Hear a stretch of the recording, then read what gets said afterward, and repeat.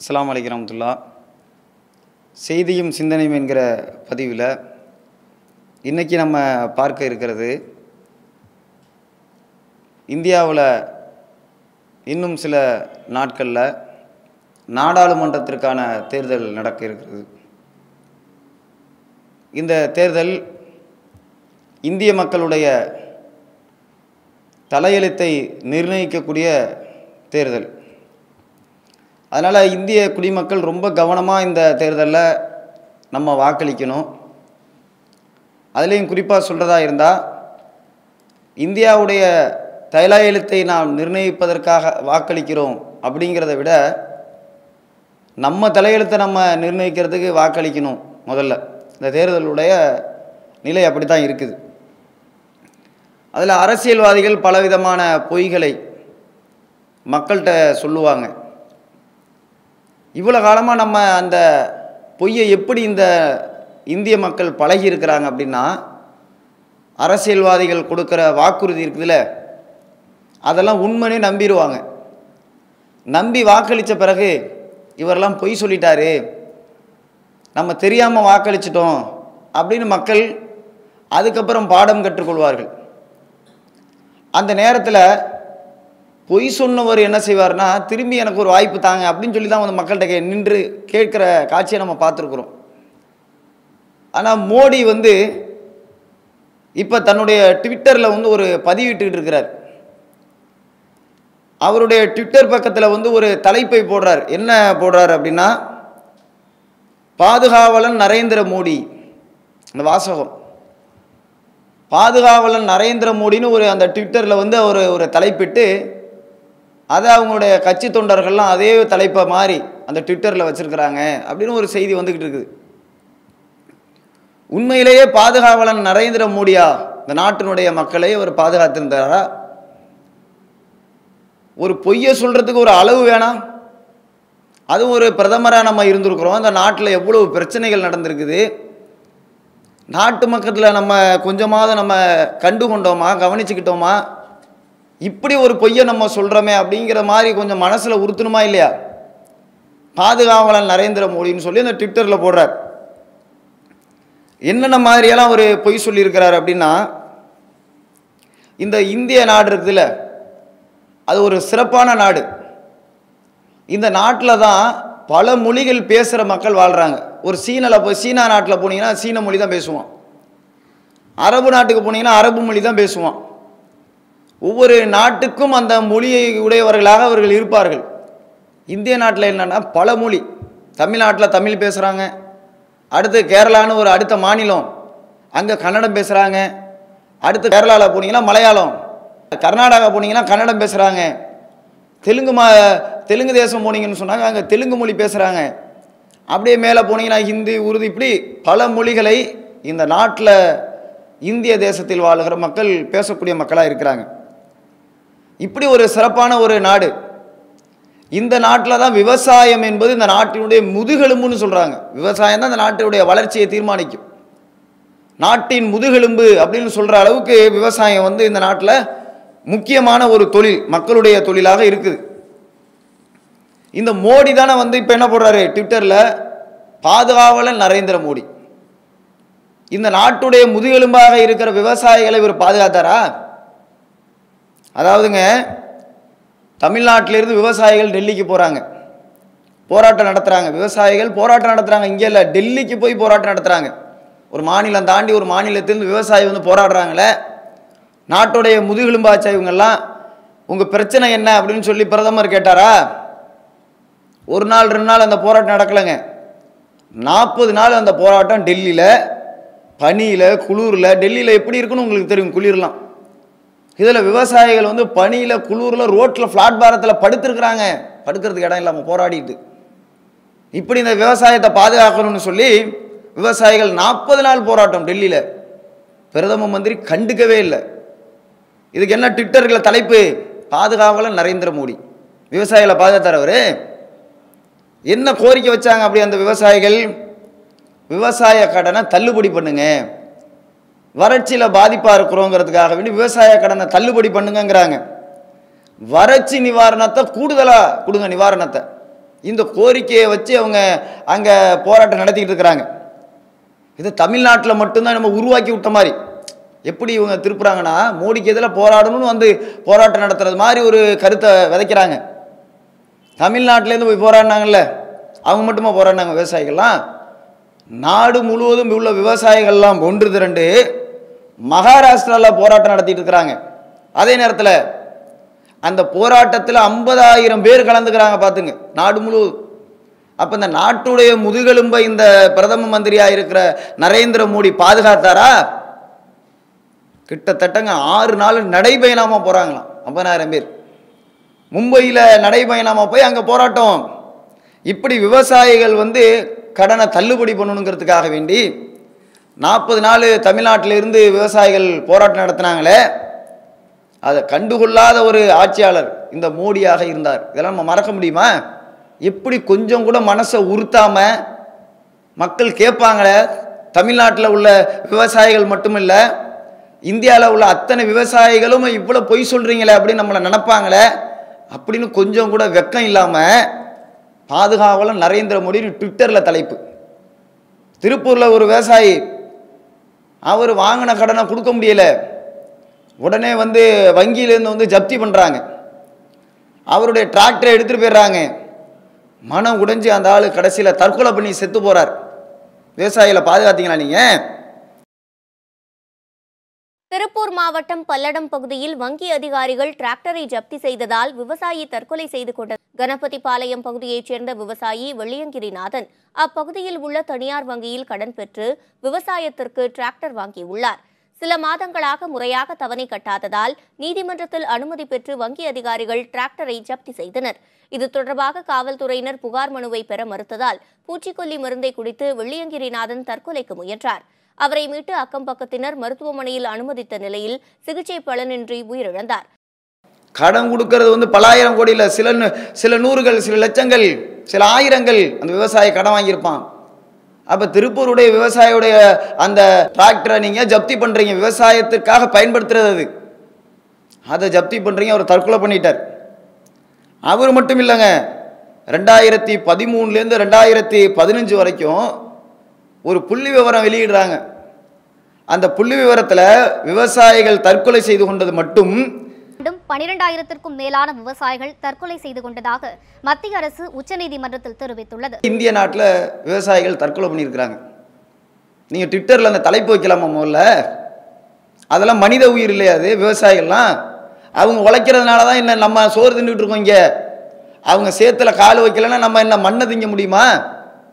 அப்போ 11,441 பேர் 2013லேருந்து 2015 வரைக்கும் இது அரசாங்கத்துடைய கணக்கெடுப்பு. இது தற்கொலை செஞ்சுருக்கிறாங்க. தமிழ்நாடு இதில் 6வது இடத்துல இருக்குதான். விவசாயிகளுடைய தற்கொலையில் தமிழ்நாடு வந்து 6வது இடத்துல இருக்குது. 1606 பேர் தற்கொலை பண்ணியிருக்கிறாங்க விவசாயிகள் மட்டும் தமிழ்நாட்டில். நீங்கள் ட்விட்டரில் இந்த தலைப்பு வைக்கலாமா? பாதுகாவலர் நரேந்திர மோடின்னு தலைப்பு வைக்கலாமா? நீங்கள் யாரை பாதுகாத்தீங்க தெரியுமா? திருப்பூரில் இருக்கிற விவசாயி வாங்கின கடனை அதை நடவடிக்கைங்கிற பேரில் ஜப்தி பண்ணி அந்த டிராக்டரை பறிமுதல் செஞ்சீங்களே, அவர் தற்கொலை செஞ்சுக்கிட்டாரே. நீங்கள் விவசாயிகளை பாதுகாக்க தவறிவிட்டீர்கள். நீங்கள் பாதுகாத்ததெல்லாம் விஜய் மல்லையாவையும் நிரவ் மோடியையும் தான் நீங்கள் பாதுகாத்தீங்க. அவங்களுக்கெல்லாம் எவ்வளவு கடன் கொடுத்தீங்க? அவங்க வாங்கின கடன் எவ்வளவு? விஜய் மல்லையா 9,000 கோடி கடன் வாங்கினார். விஜய் மல்லையா வெளிநாடு தப்பிச் செல்ல நிதியமைச்சர் அருண்ஜேட்லி உதவியதாக பாரதிய ஜனதாவின் மூத்த தலைவர் சுப்பிரமணியன் சுவாமி மறைமுகமாக குற்றம் சாட்டியுள்ளார். விஜய் மல்லையா இங்கிலாந்து செல்வதற்கு முன்னாள் நிதியமைச்சர் அருண்ஜேட்லியை சந்தித்ததாக கூறியது பெரும் சர்ச்சையை ஏற்படுத்தியது. நடவடிக்கை எடுக்கிற இடத்துல மோடி இருக்கிறீங்க. இப்ப பிரதம மந்திரியா அவர் எந்த காலத்தில் வாங்கினாங்கிற வரலாறு எங்களுக்கு தேவையில்லை. வாங்கிட்டார் 9,000 கோடி அடைக்க முடியல, கைது பண்ணி சிறையில் போட்டீங்களா நீங்க? தொழிலதிபர் விஜய் மல்லையாவை தப்பி ஓடிய பொருளாதார குற்றவாளியாக சிறப்பு நீதிமன்றம் திருப்பூரில் இருக்கிற விவசாயியுடைய டிராக்டரை ஜப்தி பண்ண முடிஞ்ச இந்த மத்திய அரசாங்கம், அதே நீங்க விஜய் மல்லையாவை நீங்க கைது பண்ணியா நீங்க சிறையில் அடைக்கல? இப்ப எங்க இருக்கிறார்? இந்தியாவில் இருக்கிறார். அவரு இந்தியாவில் இல்லை. இந்தியாவில் இருந்து எப்படி போனார் வெளிநாட்டுக்கு? அப்ப பாஸ்போர்ட் விசா எல்லாம் எப்படி அவருக்கு கிடைச்சிச்சு வெளிநாட்டுக்கு போறதுக்கு? எப்படி இந்திய அரசாங்கத்துடைய கண்ணில் மண்ணை தூக்கிட்டு போயிட்டார் அவரு? அதே மாதிரி நிரவ் மோடி என்று சொல்லக்கூடியவர் 13,500 கோடி ரூபா, 1 ரூபா 2 ரூபா இல்லை, பார்த்துங்க, 13,500 கோடி ரூபாய் கடன் வாங்கி அதை அடைக்க முடியாமல் அவர் வெளிநாடு போயிட்டாரு. ஆனால் இவங்கெல்லாம் வெளிநாடு தப்பி சென்றது எப்படி தெரியுமா? அரசாங்கத்துடைய உதவியோடு வெளிநாடு சென்றார்கள். எல்லாத்துக்கும் இவங்களே அரசாங்கமே அவங்கள பாதுகாப்பாக கொண்டு போய் அவங்கள வழி அனுப்பி வச்சு விட்டாங்க, தெரியாம, நாட்டு மக்களுக்கு தெரியாம. இப்படி நீங்க கார்ப்பரேட் நிறுவன முதலாளிகளுக்கு நீங்கள் பாதுகாப்பை கொடுத்து விட்டு கொஞ்சம் கூட மனசாட்சி இல்லாம பாதுகாவலன் நரேந்திர மோடி அப்படின்னு நீங்க உங்க ட்விட்டர்ல நீங்க தலைப்பிடுறீங்களே, இந்த நாட்டில் உள்ள மக்கள்லாம் வந்து முட்டாப்பைய நினைச்சிட்டீங்களா நீங்க? நான் கேட்குறேன், பெரிய தேசபக்தி. எப்போ பார்த்தாலும் பொய் சொல்றவன்ட்ட மட்டும்தான் திருடலைன்னு சொல்லுவான். பொய் சொல்றவன் ஒத்துக்குவானா? உண்மையிலே திருடாதவன் பதறுவானா திருடலைன்ட்டு. பொய் சொல்றவன் மட்டும்தான் அதை பற்றி கண்டுக்கவே மாட்டான். நம்ம பொய் சொல்றவனே வெக்கமே இருக்காது. பொய் சொல்றவனை வெக்கப்படுவான், அவன் வெக்கப்பட மாட்டான். தேசபக்தின்னு சொல்லி ஒரு பெரிய பிதற்றல் உங்களுக்கு மட்டும் தேசபக்தி பொங்கும். தேசபக்தின்னு சொல்லி பாகிஸ்தான் உடனே கேட்டால் பாகிஸ்தான் தப்பு செஞ்சால் அவனை தண்டிக்கணும் தான், யாரும் இல்லைன்னு சொன்னேன். ஆனால் இந்த நாட்டில் உள்ள மக்களுக்கெல்லாம் தேசபக்தி இல்லாத மாதிரிக்கும் இவங்களுக்கு தான் தேசபக்தி இருக்கிற மாதிரி தேசபக்தி உடனே எதை கேட்டாலும். இதே தேசபக்தின்னு சொல்கிறீங்கல்ல, நம்ம நாட்டில் இருக்கிற மீனவர்களை பக்கத்து நாட்டில் இருக்கிற இலங்கை அந்த கடற்படையினரால் நம்ம நாட்டில் உள்ள மீனவர்கள் கிட்டத்தட்ட 4000 பேர் கைது செய்யப்பட்டிருக்கிறாங்களே. அப்போ உங்கள் தேசபக்தியெல்லாம் இந்த பக்கம்லாம் திரும்பாதா? இங்கே பக்கம்லாம் பப்பு வேவாதப்ப? உங்களுடைய ஆட்சியில் இருக்கிறப்ப கைது செய்யப்பட்டாங்களா இல்லையா? நீங்கள் கண்டனம் தெரிவிச்சிங்களா? மீனவர்கள் கைது, என்னுடைய நாட்டு பிரஜைகளை அந்நிய நாடு கைது செய்வதை நான் தடுக்கிறேன், கண்டிக்கிறேன், உடனே விடுதலை பண்ணலை, இங்கே ராக்கெட்டை விட்டுருவேன் அப்படின்னு சொன்னீங்களா? நீங்கள் ஆப்ரேஷன் அப்படின்னு சொல்லி அதுக்கு ஒரு பேரை வச்சு விட்டீங்களா? நீங்கள் கிட்டத்தட்ட 7000 பேர் தாக்கப்பட்டிருக்கிறார்கள். இலங்கை மீனவர்களால் இந்திய மீனவர்கள் தாக்கப்பட்டிருக்கிறார்கள். இந்த பாதுகாவலன்கிற ஒரு வாய் திறந்து ஏதாவது சொன்னார் அவரு? மீனவர்களுக்கு தாக்கப்படும் பொழுது 128 படகு இன்னைக்கு வரைக்கும் தமிழக மீனவர்களுடைய படகு 128 படகு இலங்கை கடற்படையில் கைவசம் இருக்கிறது. அதை மீட்டு நீங்க கொண்டு வந்தீங்களா? 2017ஆம் ஆண்டு தங்கச்சி மடத்தில் ஒருவர் இலங்கையுடைய இராணுவ படையினரால் சுட்டுக் கொல்லப்படுகிறார், மீன் பிடிக்க போனவர். அதுக்கு எதிராக நீங்க என்ன இலங்கை அரசுக்கு எதிராக நடவடிக்கை எடுத்தீங்களா? நீங்க என்ன செஞ்சீங்க? அப்ப இந்த மீனவர்களை பாதுகாக்கிறதுக்கு உங்களுக்கு துப்பு இல்லை. கிட்டத்தட்ட 4000 பேர் வந்து கைது செய்யப்பட்டிருக்கிறார்கள், 7000 பேர் தாக்கப்பட்டிருக்கிறார்கள், 128 படகு வந்து அவங்க கைவசம் இருக்குது. அவன் நினைச்சா உடனே துப்பாக்கி எடுத்து நீட்டி அந்த மீனவர்களை சுட்டுக் கொள்றான். அதுக்கு எதிராக வந்து ஏதாவது நீங்க தேசபக்தியை வெளிப்படுத்தினீங்களா? எங்க போச்சு அப்ப தேசபக்தி? சரி, அது மட்டும் இல்லைங்க, எவ்வளவு பெரிய இந்த நாட்டை வந்து நிர்மூலனமாக்கி இருக்கிறாங்க. கௌரி லங்கேஷ் இவங்கெல்லாம் எழுத்தாளர்கள். கல்புர்கி நாட்டில் என்ன விஷயம் நடக்குதோ அதை எழுதினாக்கா அவங்க கொலை செய்யப்பட்டார்களா இல்லையா? கல்புர்கி கொலை செய்யப்பட்டாரா இல்லையா? கர்நாடகாவின் தார்வாட் நகரைச் சேர்ந்த எழுத்தாளர் கல்புர்கி ஆகஸ்ட் 30ஆம் தேதி 2015 அவரது வீட்டில் வைத்து மர்ம நபர்களால் சுட்டுக் கொலை செய்யப்பட்டுள்ளார். இந்த கொலையில் கோவாவை தலைமையிடமாக கொண்டு செயல்படும் சனாதன் சனஸ்தா அமைப்புக்கு தொடர்பு இருக்கலாம் என கர்நாடகா போலீசார் சந்தேகித்தனர். இது குறித்து விசாரணை நடத்தி வருகிறார்கள். கர்நாடகாவில் பத்திரிகை என்கிற பெயரில் பத்திரிகை நிறுவனம் ஒன்றை நடத்தி வந்தார் பிரபல பத்திரிகையாளர் கௌரி லங்கேஷ். தனது பத்திரிகையில் வலதுசாரிகள் குறித்தும் RSS அமைப்பு மற்றும் பாஜக குறித்தும் அடிக்கடி கட்டுரைகளை எழுதி வந்தார். இந்த நிலையில் 2017ஆம் ஆண்டு செப்டம்பர் மாதம் 5ஆம் தேதி கௌரி லங்கேஷ் மர்ம நபர்களால் சுட்டு கொலை செய்யப்பட்டார்.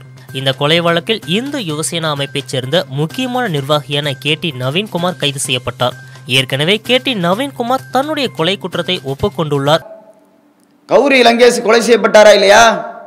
நீங்க நாட்டை பாதுகாக்கிறேன்னு நீங்க வந்து ட்விட்டர்ல போடுறீங்க.